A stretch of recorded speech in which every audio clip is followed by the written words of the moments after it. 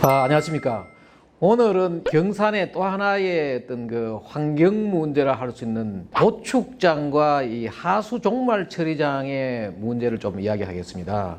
경산시 대정동 137번지 일원에 있는 하수 종말 처리장, 도축장 이것이 주변으로부터 좀 혐오 시설입니다. 특히 이제 도축장 같은 데서는 이 가축이 들어오고 나가고 하면서 악취도 나고 하는데, 이 과거에는 이곳이 이제 도심에서 많이 떨어졌지만은 지금은 여기가 바로 인접한 곳에까지 아파트가 들어서고, 앞으로 또 이게 경산 발전을 하면은 이쪽으로 계속해서 주택가가 진출할 그런 경우죠. 그래서 이런 문제를 어떻게 해야 되느냐. 비슷한 문제들을 원래 이 선진국에서도 이런 문제를 겪었고, 또 우리나라의 또 여러 곳에서도 비슷한 문제를 겪고 있습니다.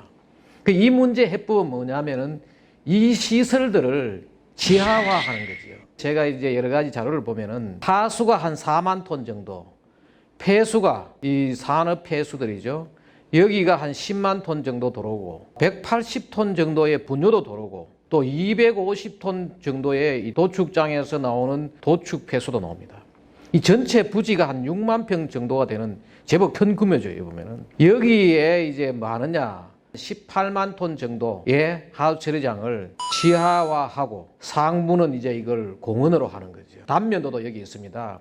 단면도도 다른 곳에 한 것처럼 이런 식으로 우리가 하고, 벤처라든지 이런 일자리 창출을 위해서 할 수 있는 것도 있지만은 제 생각으로는 그보다 더 중요한 것이 경산 시민들의 건강을 위해서 스포츠 공원을 만드는 겁니다. 특히 이곳이 남천강과 접하고 있기 때문에 남천강과 연결해 가지고 서울의 올림픽공원 같은 그런 스포츠 공원을 만들고, 또 경산 체육인의 이 수건 사업인 체육회관을 만들어서 경산을 정말 명품 도시로 만들 수 있는 그런 곳으로 생각됩니다. 경산에 여기에 대평동, 대정동 이 지역이 남천강이 흘러가고 있고, 바로 이 대구에 또 인접하고 이렇게 해가지고 참 좋은 곳이죠.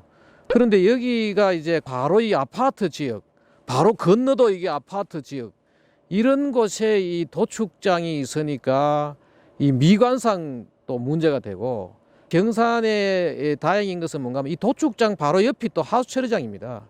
한 6만 평 정도 되는 것을 같이 이것을 지하화하고 상류에 공원화하면은 여기를 아주 좋은 곳으로 쓸 수 있고, 또 그리고 여기에다가 아파트를 지으면은 이 남천강의 이 좋은 전망도 우리가 볼 수가 있다, 그런 생각이 듭니다. 여기가 이 가축 운반 차량 출입구입니다.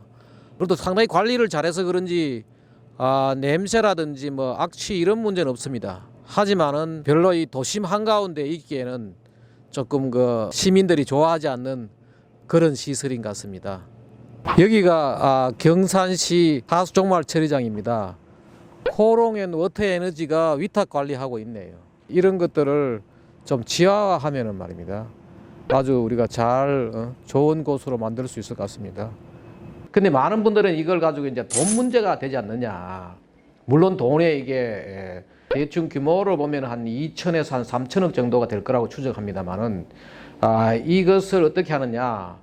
민자 유치로 가지고, 물론 정부에서 이제 공공타당성을 봐야 됩니다. 이게 왜냐하면은 보통 우리가 수돗물 낼 때 그 수돗물 들어오는 물의 한 80%가 하수로 나간다, 이렇게 추정해 가지고 가정마다 이제 하수세를 내는데, 그 세를 받아 가지고 운영을 하기 때문에 나라에서 이 사업에 대한 타당성도 조사를 해야 되지만은, 투자는 누가 하느냐. 대기업에서 투자를 하고 나중에 하수세를 받아 가지고 환수하는 그 민자 투자 방식을 하니까, 사실 이 돈 문제도 실제로 크게 어렵지 않게 해결할 수가 있습니다. 아마 경산의 새로운 모습을 보여줄 수가 있고, 이런 것들을 우리가 자꾸 함으로 해가지고 전국에 많은 곳에서 이걸 따라가는 거죠.